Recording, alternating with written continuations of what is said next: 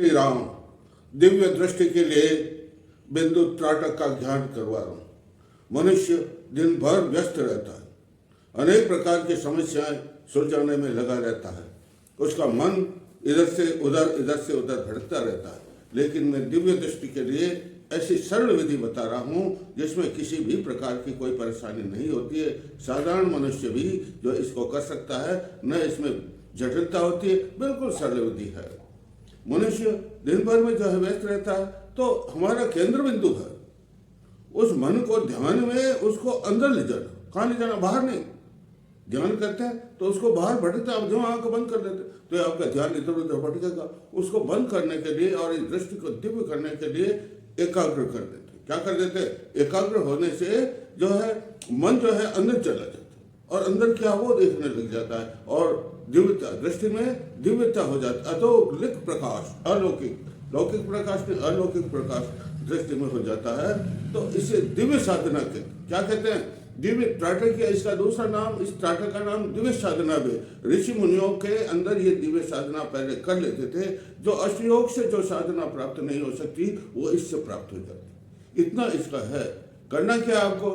ये जो 3 प्रकार के त्राटक होते हैं ना, दूर का त्राटक, नजदीक का त्राटक और अंतर का त्राटक, तो ये मध्य का त्राटक है, थोड़ा नजदीक का, ये मैं बता रहा हूँ आपको। आपको क्या करना है? आप सीधे बैठ गए, लेकिन ये करना प्रातःकाल सूर्योदय के समय में, या दिन में करते हो तो आपकी खिड़कियां वगैरह बिल्कुल बंद रख देनी चाहिए। अब आप आसन लगा दीजिए, लगा दिया आसन। एक जो है ड्राइंग पेपर लीजिए है और ड्राइंग पेपर को दीवार के ऊपर चिपका दीजिए। इसके ऊपर एक बिंदु, काला बिंदु, कैसा बिंदु? काला बिंदु लगा दीजिए। अब आप क्या करो? ध्यानस्थ हो जाओ बिल्कुल। शरीर को ये पहले आंखों का भी व्यायाम कर सकते हो। ये आंखें भी थोड़ा विश्राम मिल जाए, खुल जाएगी आंखें। और उसके बाद में आप वो जो काला बिंदु है ड्राइंग पेपर के ऊपर जो काला बिंदु लगाया, उस काले बिंदु को बड़े ही ध्यान से देखो। आंखें बंद करनी है। वो अपनी दृष्टि किसके ऊपर रखनी है? उस काले बिंदु के ऊपर रखनी है। रखते जोरदार जमा दीजिए, जमाओ मिनट 2 मिनट लगने दो। और उसके बाद में क्या होगा? आपको अनुभव होगा कि वो काला बिंदु लोप हो रहा। क्या हो रहा है? बिल्कुल लुप्त हो जाता है और केवल उसकी जगह पर प्रकाश होता है। क्या होता है? तब आप समझ लीजिए कि मैं जो साधना करता हूं त्राटक की, बिंदु त्राटक की, उसका पहला सोपान, पहली सीढ़ी के ऊपर पांव रख दिया हूं। कैसी कक्षा होती है? पहली, दूसरी, तीसरी। पहले सोपान पर पांव रख दिया हूं। उसके बाद में आप दूसरी सीढ़ी का करो। क्या करो? जो काला बिंदु है उसके चारों यूं लकीरें खींच दी लकीरें। फिर आप ध्यानस्थ होकर के दोपहर और प्रातःकाल के समय में 4, 5, 6 दिन तक इसका अभ्यास करो। क्या अभ्यास करना? वही है, काले बिंदु को देखना और जो लकीरें हैं उनके ऊपर भी ध्यान करना। आप ध्यान करते आपको ऐसा बिल्कुल टकटकी नहीं लगाना। भाई टकटकी लगाओ गड़बड़ हो जाएगा। बिल्कुल आप उसकी ओर देखोगे और देखते रहने से ऐसी स्थिति पैदा होगी कि वो जो काला बिंदु है वो दिखाई नहीं देगा और जो आपने रेखा ही खींची है चारों ओर वो भी आपको बिल्कुल दिखाई नहीं देगी। केवल प्रकाश, सूर्य का प्रकाश से भी तेज प्रकाश वो आपको दिखाई देने लग जाएगा। ये आप जो है दूसरी सीढ़ी पर चलो, बहुत आनंद आएगा आपको। अब तीसरी सीढ़ी, 2 सीढ़ी हो गई। अब तीसरी सीढ़ी पर आप पांव रखने के लिए तीसरा बता देता हूं। वो जो काला बिंदु है उसके सामने आपने जो लकीरें खींची काली और उनके चारों ओर 7 वर्तुल बना दी। वर्तुल मतलब गोल घेरे। वो बिंदु तो है, बिंदु के यूं लकीरें हैं और लकीरों के पास में चारों ओर कितने बनाने? 7। जैसे सूर्य की किरणें होती है ना, वैसे 7 यूं बना दीजिए, घेरे बना दीजिए घेरे। अब आप जो फिर बैठ जाइए प्रातःकाल। देखो वो पहले अभ्यास 5-7 दिन तक करना, दूसरा अभ्यास 10-15 दिन करना और तीसरा अभ्यास है फिर ये 8-10 दिन तक करना। फिर आप बैठ के प्रातःकाल के आखिर तेज प्रकाश नहीं होना चाहिए कमरे में, कमरा बंद कर दीजिए। फिर देखो आप उसके अंदर यूं देखने से क्या होगा? वो जो बिंदु है वो बिंदु भी लुप्त हो जाएगा और जो रेखा खींची है वो रेखा ही भी क्या हो जाएगी? लुप्त हो जाएगी। और केवल 2 घेरे, कितने घेरे? 7 घेरे अपने बनाए, केवल 2 घेरे वो भी लुप्त हो जाएंगे और उनकी जगह पर स्वर्णिम प्रकाश, कैसा? सोने जैसे चमक वो आपको दिखाई। लेकिन अब ठहरना नहीं है, आपको फिर अभ्यास करना। अभ्यास करते करते ऐसी स्थिति होगी श्रोताओं को, साधकों को, कि वो जो बिंदु है वो भी नहीं दिखाई देगा, रेखाएं भी दिखाई नहीं देगी, और जो गोल घेरे 7 थे, 2 पहले अब 7 ही घेरे दिखाई नहीं देंगे, और उनके ऊपर एक अलौकिक स्वर्णिम प्रकाश। कैसा प्रकाश?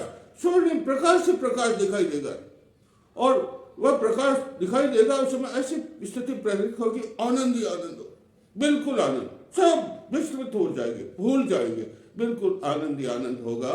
और परमानंद जिसे कहते हैं वो आपको प्राप्त होगा। शरीर वगैरह कुछ दिखाई, बाहर वगैरह कुछ नहीं दिखाई दे, केवल वो स्वर्णिम प्रकाश दिखाई देगा। इसे कहते हैं तुर्यावस्था। आपने पढ़ा होगा नहीं, कबीर जी क्या कर, ज्यादातर तुर्यावस्था की लिखते थे साखियां, और उनके ध्यान के अंदर ज्यादातर यही आता था। ये 4 प्रकार की अवस्थाएं होती है शरीर की।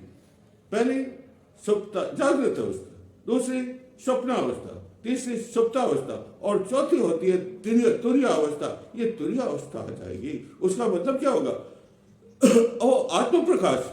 ये तुर्यावस्था क्या है?